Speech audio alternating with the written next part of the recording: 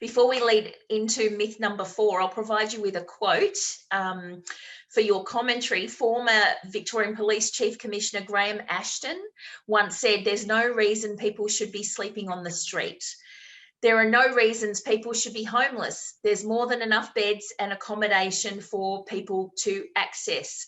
So myth number 4, that there's enough emergency accommodation for those who need it. Anyone who's been working in the sector, anyone who's done any research, and policymakers will know there is simply not enough emergency accommodation for people who are experiencing some form of housing crisis. And if anything demonstrated that, it's got to be COVID. COVID, whilst we responded, and credit to the Victorian government for their response, it was driven primarily from a health perspective. They wanted to get people off the streets and into a place where they were less likely to experience COVID-related harms. The point was they had to use hotels because there simply was not enough crisis or emergency accommodation. And we're talking over 2,000 people have been put into that form of accommodation. It clearly demonstrates that there's simply insufficient emergency accommodation to assist people. Now, the good thing about all of that, despite Ashton's comments, the good thing about that is that we had very low rates of infectious disease transmission and mortality amongst the homeless.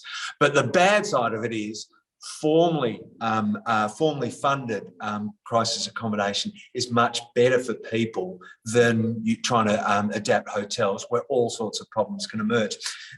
I want to re-emphasise this point. This isn't just a Melbourne thing or a COVID thing. Prior to COVID, the Australian Institute of Health and Welfare collects a range of data on demand for services.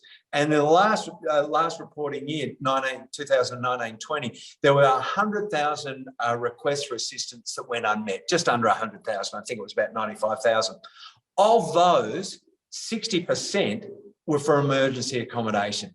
Okay, 60% of the unmet demand is for emergency accommodation. So this isn't just a city thing. This happens in suburban, regional, and rural areas. So the reason why he made that call is entirely unclear to me, but he's wrong, and it is another myth.